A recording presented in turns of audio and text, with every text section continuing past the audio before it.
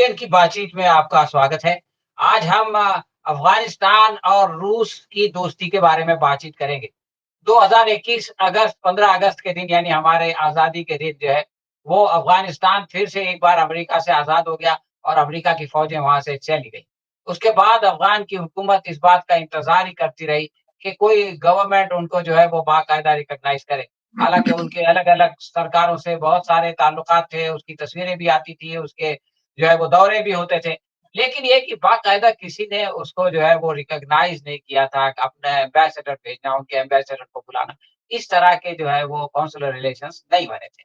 लेकिन रूस ने आगे बढ़ कर के जो है वो ये किया और अफ़गानिस्तान को जो है वो तस्लीम कर लिया। तो ये क्रांति कैसे आई? इतनी बड़ी तब्दीली कैसे आई और इसका आगे चल के क्या इम्पैक्ट पड़ने वाला है? इसके बारे में बातचीत करने के लिए हमारे साथ हैं प्रोफ़ेसर ए.के. पाशा साहब और फ़िरोज़ मीठी बोरवाला साहब। आप दोनों का इस कार्यक्रम में स्वागत है। जी, पाशा साहब 1979 में सोवियत यूनियन वहाँ पर आया और 1990 में जो है वो सोवियत यूनियन वहाँ से गया और उसके बाद 1990 से बिखरना शुरू हो गया। तो क्या उस समय ये कल्पना की जा सकती थी कि अफ़गानिस्तान के बुरे वक़्त में उसको जो है वो रिकॉग्नाइज़ करने के लिए अगर कोई कंट्री आएगा, तो वो रूस होगा? आपने आपके इंट्रोडक्शन में बहुत एक महत्वपूर्ण शब्द इस्तेमाल किया क्रांति का, तब्दीली का, बहुत बड़ी अहम तब्दीली का। ये सचमुच ये बहुत रेवोल्यूशनरी स्टेप है जो कि ये कई सालों से जब से अमेरिका की फौज निकली है, तब चीन और दूसरे देश इनडायरेक्टली तालिबान से बात करते थे, किसी न किसी तरह उनके मफाद इंटरेस्ट वहाँ प्रोटेक्ट कर सके। लेकिन पेशकदमी करके रूस ने आगे आके जो है अफ़गानिस्तान की तालिबान हुकूमत को रिकॉग्नाइज़ किया है। बहुत बड़ी कामयाबी है उनकी डिप्लोमेसी के लिए क्योंकि जो सोवियत यूनियन का वजूद खत्म हुआ, अफ़गानिस्तान से ही हुआ। मुजाहिदीन जो अभी तालिबान वगैरह सब मिलके अमेरिका की साजिश से और सऊदी पैसों से, पाकिस्तानी आईएसआई के ताउन से जो है इतनी लंबी चौड़ी जंग हज़ारों के सोवियत रूसी फ़ौज को मारा गया, ज़ख्मी किया गया और यानी कि सोवियत यूनियन को जो है टुकड़े-टुकड़े करने में और कम्युनिज़्म को भी एक तरीके से ख़त्म करने में वहाँ पूरे सेंट्रल एशिया वगैरह में अफ़गानियों का बहुत बड़ा हाथ हाथ था। लेकिन आपको अगर 1 मिनट के लिए उनके इतिहास के ऊपर मैं ले चलूँ, देखिए अफ़गानिस्तान और रूस के ताल्लुकात बहुत पुराने हैं। जब से ब्रिटिश इंडिया था, लगातार रूसी ज़ार और उसके बाद रिवॉल्यूशन के बाद भी जो भी हुकूमत आई अ स्टालिन की और उसके बाद पोटगोर्नी, क्रूश्चोव और दूसरे लोग यहाँ तक के लास्ट रूलर्स तक भी कम्युनिस्ट पार्टी लीडर्स तक भी रुचि दिखा रहे थे क्योंकि वो warm waters of the gulf एक महत्वपूर्ण उनका ऑब्जेक्टिव था कि अफगानिस्तान के जरिए किसी भी तरह इंडियन ओशन को खाड़ी की तरफ उनका कनेक्शन हो। तो हालांकि उनको अब ईरान के जरिए नॉर्थ साउथ ट्रांसपोर्ट कॉरिडोर मिला है, ईरान के साथ उनका स्ट्रेटेजिक पार्टनरशिप है। लेकिन जिस तरीके से ईरान को घेरा जा रहा है, जिस तरीके से इज़राइल ने बेबुनियाद एलिगेशंस लगा के हमला किया और उसके बाद अमेरिका भी इसमें शामिल हो गया। तो उनका सिर्फ ये न्यूक्लियर फैसिलिटीज़ को खत्म करना बहाना था और उनका असल मकसद है आयतुल्लाह की हुकूमत का तख्ता पलटना और जैसा उन्होंने सीरिया अपने कब्ज़े में लाया, रूस को भगा के वहाँ से। तो यहाँ भी रूस और चीन को भगा के ईरान को अपने कंट्रोल में लाना चाहते हैं। क्योंकि उनका मकसद मेन है रूस और चीन को कमज़ोर करना। क्योंकि 90% ईरान का तेल चीन को जाता है।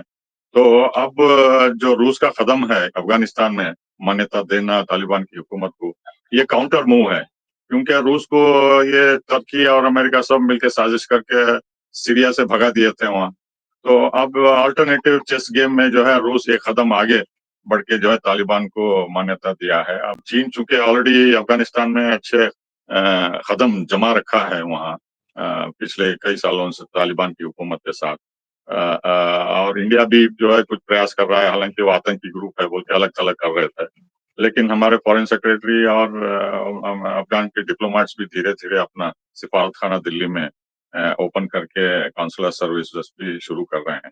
तो ये जो कंपटीशन चल रहा है रूस, चीन, ईरान, पाकिस्तान, भारत को अफ़गानिस्तान के उनके इन्फ्लुएंस में लाना और रिकॉग्निशन करना, तो ये स्ट्रेटेजिक जियोपॉलिटिकल गेम हो रहा है, ग्रेट गेम जो सेंट्रल एशिया में होता है, अब अफ़गानिस्तान के ज़रिए हो रहा है। 2 रीज़न्स हैं, एक तो मैंने ईरान का हवाला दिया, दूसरा ये है कि रूस और चीन मिलकर इतने अहम दोस्त बन गए हैं, इत्तेहादी बन गए हैं, कि वो ये नहीं चाहता कि अगर अमेरिका किसी भी तरह ईरान को अपने कब्जे में लाता है, तो उनका जो लिंक है सेंट्रल एशिया से बीआरआई के ज़रिए और तेल और जो भी लिंक्स हैं चाइना के, रशिया के सेंट्रल एशिया में, उनके इंटरेस्ट को ज़्यादा खतरा नहीं होना बोल के ये कदम उठाए हैं और आगे चल के देखिए रूस और चीन किस हद तक अपना असर और रसूख जो है अफ़गानिस्तान में फैलाएँगे और देखिए भारत भी जो है अमेरिका को मदद करने की कोशिश कर रहा है अफ़गानिस्तान। तो रेयर अर्थ मिनरल्स का भी एक बहुत बड़ा कारण है जो कि अफ़गानिस्तान में पाए जाते हैं, जो कि चीन ऑलरेडी शुरू किया है एक्सप्लॉइटेशन करना, माइनिंग करना वगैरह। तो अब चूँकि चीन ने बैन कर दिया है रेयर अर्थ मिनरल्स अमेरिका को और वेस्ट को, तो वहाँ अफ़गानिस्तान में होड़ लगी हुई है कि हर हर तरीके से अफ़गानिस्तान के मिनरल रिसोर्सेज़ को टैप किया जाए, एक्सप्लॉइट किया जाए और तालिबान को किसी भी तरह मना के उनके इन्फ्लुएंस में लाया। अमेरिका भी इस प्रयास में कोशिश की लेकिन तालिबान की लंबी फ़हरिस्त उनको दे दिए कि आपको सैंक्शंस उठाना होगा, हमारा फॉरेन एक्सचेंज रिलीज़ करना होगा, रिकॉग्निशन करना होगा, कॉम्पेंसेशन देना होगा। मेरे ख्याल से 10 या 12 डिमांड्स अमेरिका को दिए थे जो कि वो मंज़ूर करने से मना कर दिया। तो अमेरिका का असल मकसद रेयर अर्थ मिनरल्स के अलावा वहाँ का बागराम बेस जो है काबुल के पास सबसे बड़ा है इस क्षेत्र में सेंट्रल कमांड के बाद। तो वहाँ अमेरिका ने कई मिलियन डॉलर खर्च करके बहुत ही शानदार एयर बेस बनाया है, जहाँ के कम से कम 10-12 हज़ार फौजी उस बड़े अड्डे में रह सकते हैं और कम से कम 50-60 प्लेन्स इकट्ठा एक दफ़ा वहाँ रख सकते हैं। और रनवे इतना लंबा चौड़ा है कि C-130 जो है कम से कम 1 डज़न एक के बाद लैंड हो सकते हैं। इतना गोला बारूद, माल वहाँ हेवी इक्विपमेंट भी ला सकते हैं। तो इसलिए अमेरिका और वहाँ से जो है बागराम से चीन के जो न्यूक्लियर फैसिलिटीज़ हैं, सिर्फ 120 माइल दूर हैं। तो आसानी से जो है अमेरिका अगर वहाँ बेस फैसिलिटीज़ दोबारा हासिल करता है बागराम में, तो अगर निशाना बनाना चाहते हैं अमेरिका या वेस्टर्न कंट्रीज़ तो बागराम बेस जो है बहुत ही अहम होगा, महत्वपूर्ण होगा उनकी स्ट्रैटेजी में चीन को कमज़ोर करने में। तो इस लिहाज से जो है चूँकि बातचीत तालिबान और अमेरिका के बीच कुछ पेशकदमी नहीं हुई है, भारत ने भी प्रयास किया इसमें। तो रूस और चीन को पता हो रहा है कि ये दोनों देश मिलके कुछ न कुछ कर रहे हैं, हमें इसमें इनिशिएटिव लेके तालिबान को रिकॉग्नाइज़ करके डिप्लोमैटिक रिलेशंस एस्टेब्लिश करके हमें आगे बढ़ना है और उनको किसी भी तरह मनाना है। क्योंकि जो प्रॉब्लम्स हैं अमेरिका और अफ़गानिस्तान और इंडिया और अफ़गानिस्तान के बीच में वो काफ़ी गहरे हैं। वो सिर्फ़ दिखावे के लिए या अपने नैरो इंटरेस्ट के लिए वो पेशकदमी कर रहे हैं। हालाँकि दूसरी तरफ अगर देखें तो चीन उनका पुराना दोस्त है, हर तरीके से मदद कर रहा है तालिबान की। अब रूस भी आगे बढ़ के उनकी मदद करने की कोशिश करेगा। तो ये जो इत्तेहाद रूस और चीन के बीच में है, उनको तालिबान को इसमें मुफ़ीदमंद होगा। तो फिरोज़ भाई, मैं आपसे ये जानना चाहता हूँ कि फ़िलहाल रशिया को अमेरिका मना रहा है, ट्रम्प मना रहा है, उनके साथ बातचीत कर रहा है। मैं समझता हूँ कि रशिया के साथ यूएस के इतने अच्छे रिलेशन पहले कभी नहीं थे जितने के अभी हैं। इसी के साथ-साथ यूक्रेन में जो है वो जंग बहुत तेज़ हो गई है। बीच में जो ठंडी हो गई थी तो यूक्रेन ने हमला किया, बाद में रशिया ने हमला किया और कल भी जो है बहुत बड़े-बड़े हमले की खबर है। तो ये 2 सिचुएशन है और इसके बीच में पुतिन जो है वो अफ़गानिस्तान को रिकॉग्नाइज़ कर लेते हैं। तो क्या चीज़ है जो जिसने कि उनको कंपेल किया तकरीबन 4 साल के बाद कि वो अफ़गानिस्तान को इस तरह से बाकायदा रिकॉग्नाइज़ ये ओवरनाइट नहीं हुआ है, रशिया ने कुछ कदम पहले उठाए थे। 2022 में उन्होंने एनर्जी डील साइन की थी अफ़गानिस्तान के साथ, तालिबान की सरकार के साथ। उन्होंने बाद में 2000 यही साल अप्रैल 27 को 2025 को उन्होंने तालिबान को आतंकी लिस्ट से हटा दिया था, ठीक है? और ये भी हम लोग याद रखें कि पाकिस्तान और चाइना के एम्बेसडर्स अफ़गानिस्तान में है, जो अभी तक रिकॉग्नाइज़ नहीं किया है। मगर आई थिंक चाइना, पाकिस्तान और रशिया की मिली-जुली क कुछ पॉलिसी है कि पहले रशिया ये कदम उठाए और उसके बाद पाकिस्तान, चाइना, गल्फ कंट्रीज भी अभी तालिबान की सरकार को रिकॉग्नाइज करने वाली है। और हम लोगों ने ऑपरेशन सिंदूर के टाइम पे देखा कि भारत के हमारे जो सरकारी ऑफिशियल है उन्होंने भी जाके तालिबान सरकार से बात की थी। तालिबान और इसराइल के खिलाफ शायद वो टाइम पे हमारे कोई दोस्त था भी नहीं। कुछ 4 कारण है, बादशाह साहब ने बहुत कुछ बातें की है, मैं उसी दिशा में कुछ बात करूंगा। नंबर 1 है कि अफगानिस्तान बहुत ही इंपॉर्टेंट अहम रोल रहेगा उसका शांघाई कोऑपरेशन ऑर्गेनाइजेशन में, ब्रिक्स में। और क्योंकि जो शांघाई कोऑपरेशन ऑर्गेनाइजेशन की कॉन्टेक्स्ट में बात करें सेंट्रल एशिया का, और जहाँ एक सीएसटीओ जो एक नेटो जैसा एक ट्रीटी है उनका, जिसमें सेंट्रल एशियन कंट्रीज तो है, तो अफगानिस्तान को अंदर लेना, वो जो एक ब्रिक था, ये पूरे अलग अलग जो ब्रिक्स है, जो टुकड़े हैं अपने, तो वो एक इम्पोर्टेंट ईट का हिस्सा है जो अभी एससीओ में भी आ चुका है। या अमेरिका का अभी रोल लगभग बहुत ही कम हो गया है, और चाइना और रशिया का रोल बहुत बढ़ गया है। पाकिस्तान का तो पुराना रोल है, उनको तालिबान के साथ अपने अपने इशू सॉर्ट आउट करने हैं। ईरान ने भी आउटरीच किया है, तो अफगानिस्तान बेसिकली इसी क्षेत्र के महाशक्तियों के साथ है। बहुत मुश्किल रहेगा अमेरिका को इसमें घुसने का। दूसरी जो इंपॉर्टेंट बात है कि रशिया भी तालिबान को देख रहा है स्टेबलाइजिंग फोर्स करके, जो आईसिस के खिलाफ लड़ रहा है, और वो सही बात है। तीसरी जो बात है कि ड्रग्स का जो पूरा अड्डा अफगानिस्तान को जो अमेरिका ने बना दिया था, तालिबान ने तब भी उसको कम किया था, और आज भी तालिबान अफगानिस्तान के ड्रग ट्रेड और ओपियम कल्टिवेशन को कम कर रहा है। ओके, रेयर अर्थ मटेरियल का तो बहुत बड़ा मुद्दा है आज, तेल से ज्यादा important I think rare earth material बन चुका है। तो अफगानिस्तान एक इंपॉर्टेंट सोर्स है, चाइना तो उसमें देख ही रहा है, रशिया भी देखेगा। रशिया के पास बहुत कुछ रेयर अर्थ है। अफगानिस्तान एक इंपॉर्टेंट पाइपलाइन वाला भी रूट है। जब भी ये रीजन में स्टेबिलिटी आएगी, और आने वाले दिनों में जब जैसे जैसे प्रभाव अमेरिका का कम होता है, तो ये अफगानिस्तान वो भी एक इंपॉर्टेंट रूट है। मैं मानता हूँ कि रशिया के रिकग्निशन के बाद चाइना, पाकिस्तान, खास करके यूएई और गल्फ कंट्रीज, ये सब अफगानिस्तान को रिकग्नाइज करने वाली है।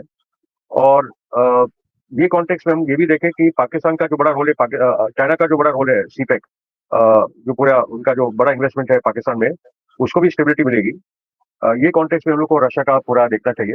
ये रीजन में भी Afghanistan, Russia, China, Pakistan, India को वापस अपनी चीजें सोचनी पड़ेगी। हम लोग एकदम गलत दिशा में जा रहे हैं, मोदी हम लोग एकदम गलत दिशा में लेके जा रहा है। और रशिया को और एक रोल प्ले करना चाहिए, ईरान को भी, कि भारत और पाकिस्तान के बीच में कोई रास्ता बनाए ताकि ये रीजन एक साथ मिलकर चले। तो हमने देखा कि ऑपरेशन सिंदूर के दौरान कोई भारत की मदद के लिए नहीं आया, और उस वक़्त इस्राइल एक हमारे साथ था, और फिर जो है वो ये हुआ कि अफ़गानिस्तान ने कुछ नरमी दिखाई पहलगाम के बाद। भारत के भी बहुत अच्छे रिलेशन रहे हैं मनमोहन सिंह के ज़माने में अफ़गानिस्तान के साथ, और उसके बाद फिर पिछले 4 सालों में मामला थोड़ा ठंडा रहा, और फिर ऑपरेशन पहलगाम के बाद थोड़ा-सा गर्मजोशी आई, और फिर दोबारा वो अब चीन की तरफ चला गया, और अब रशिया ने उसको रिकॉग्नाइज़ कर लिया। तो क्या हम ये उम्मीद करें कि जैसा अभी फिरोज़ भाई कह रहे थे कि अलग-अलग कंट्रीज़ भी उसको रिकॉग्नाइज़ करेंगे, तो जो कंट्रीज़ उसको रिकॉग्नाइज़ करेंगे अफ़गानिस्तान को, उनमें भारत भी होगा, और अगर नहीं होगा तो देखिए, भारत का इंटरेस्ट अफगानिस्तान में, हालांकि जो प्रोजेक्ट्स वहाँ उन्होंने इनिशिएट करे उसको कंप्लीट करने का मेन मुद्दा है, और कुछ ना कुछ इंफ्रास्ट्रक्चर में इन्वॉल्व करने का भी इंटरेस्ट है, लेकिन भारत का इंटरेस्ट मेन शायद पाकिस्तान को कैसे कमजोर किया जाए, चाहे वो बलूचिस्तान के मामले में हो या प्रेशर डाल के कि आपका स्ट्रेटेजिक डेप्थ अफगानिस्तान नहीं है बोल के वो डिप्राइव करने का शायद एक मुद्दा है। जैसा इंडिया ने इतने सारे कॉन्सुलेट पहले एस्टैब्लिश करे थे तालिबान आने से पहले, जलालाबाद से लेके काबुल से लेके मजार शरीफ वगैरह सब, तो इतने सारे लोग जो एम्बेसी के काम करते थे वो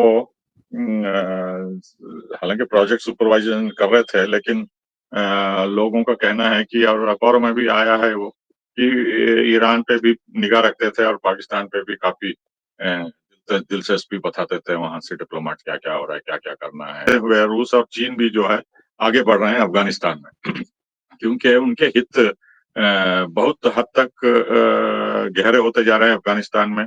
चीन के खास तौर पे rare earth minerals infrastructure BRI के जरिए, और सीपेक को भी प्रोटेक्ट करने के लिए, क्योंकि वो लेफ्ट फ्लैंक है अफगानिस्तान, जो भी बलूचिस्तान में होता है या जो भी चीन के पाकिस्तान के कहने पे कि भारत भी मुलविस है ऐसी पक के खिलाफ हम उसको अपोज कर रहे हैं टूथ एंड नेल बोल के। तो ये वो सीपेक को भी प्रोटेक्ट करना चाहते हैं, पाकिस्तान को भी कवर देना चाहते हैं और उनके इंटरेस्ट भी प्रोटेक्ट करना चाहते हैं। तो अब इसमें रूस भी पेशकदमी बता के आगे बढ़ रहा है कि हाँ भाई, चीन के इंटरेस्ट को हमें सपोर्ट करना है और हमारे भी इंटरेस्ट को सेफगार्ड करना है। अगर ईरान में कुछ गड़बड़ी होती है रेजिम चेंज की, तो हमारा जो नॉर्थ साउथ कॉरिडोर है उसको भी खतरे में होगा।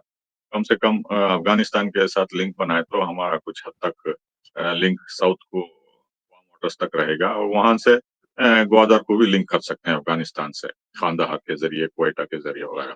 तो ये मुझे लगता है कि उनकी प्लानिंग है, रूस का इंटरेस्ट भी है। और चूँकि रूस इतनी आसानी से अमेरिका और इज़राइल को इन्फ्लुएंस एक्सटेंड करने नहीं देगा, सीरिया के लॉस के बाद। तो ये उनकी पेशकदमी है, मेरे ख़्याल से इसी नज़रिए के साथ हमें देखना होगा। ध्यान में रखना चाहिए कि कुछ देश जो है जैसा कतार है, कतार में तो तालिबान की ऑफ़िस है। कतार ने मीडिएट किया अमेरिका और तालिबान के बीच में। तो वो तो आगे बढ़ के अगर रूस मान्यता देता है, तो वो भी आगे बढ़ के डिप्लोमेटिक रिलेशंस एस्टेब्लिश करेंगे और कोई चौंकाने वाली बात नहीं होगी। हाँ, यूएई भी आगे इसलिए बढ़ रहा है कि वो ब्रिक्स का मेंबर ही नहीं है, लेकिन वो अपने रिश्ते जो है रूस से भी अच्छे रखा है, चीन से भी अच्छा रखा है और भारत से भी अच्छे हैं, अमेरिका के साथ, इज़राइल के साथ। वो सबसे बिज़नेस करना चाहते हैं और उनका मुनाफ़ा कमाना चाहते हैं as a trading centre, trading hub. तो उनका कमर्शियल एंगल भी देख सकते हैं और कुछ हद तक वेस्टर्न इंटरेस्ट को भी प्रोटेक्ट करना या इंटरनली सबोटाज करना वो भी हो सकता है। तो खाड़ी के देश कतार के बाद यूएई होंगे, शायद उसके बाद सऊदी अरेबिया भी या बहरीन या कुवैत भी या ओमान भी आगे बढ़ सकते हैं। लेकिन सबसे अहम बात ये है कि तालिबान को जो अनटचेबल बोल के ट्रीट कर रहे थे इतने सालों से, तो अब धीरे-धीरे शैडो में से निकल रहे हैं और स्ट्रेटेजिक इम्पोर्टेंस जो अफ़गानिस्तान का लोकेशन है, ईरान के बीच, पाकिस्तान के बीच और चाइना के नज़दीक और सेंट्रल एशिया के नज़दीक। तो इसकी स्ट्रेटेजिक लोकेशन जो है, ये सबको इनवाइट कर रही है कि चेस गेम में कैसा खेला जाए और वो बहुत चालाकी से अपना स्ट्रेटेजिक लोकेशन इस्तेमाल कर रहे हैं। हालाँकि मुझे नहीं लगता कि तालिबान और अमेरिका के बीच गहरी दोस्ती हो जाएगी, जैसा चीन और अफ़गानिस्तान के बीच में है या अब होने वाली है रूस और अफ़गानिस्तान के बीच में। लेकिन जितना रूस और चीन मदद करेंगे तालिबान की, और उनका बेसिकली जो है मुस्लिम कॉज़ को सपोर्ट करना है, चाहे गाज़ा में हो या ईरान के हक में हो या हिज़्बुल्लाह हो या जो भी हो। वो मुसलमानों को देखना चाहते हैं कि जहाँ भी ऑपरेशन हो रहा है, ज़ुल्म हो रहा है, उसको ख़त्म करें त क्योंकि वो अपने आप झेले हैं इतने साल अमेरिका के ज़ुल्म से, वो 20 साल से ज़्यादा, जो कि वहाँ कुछ नहीं छोड़ा उन्होंने, अमेरिका ने सब तहस-नहस कर दिया। मतलब वहाँ के मिट्टी के मकान जो खरियों में होते थे, उसको भी तबाह कर दिया और इतने मासूम लोगों को कत्ले-आम किया, हर कोने-कोने में घुस के आतंक के नाम लेके।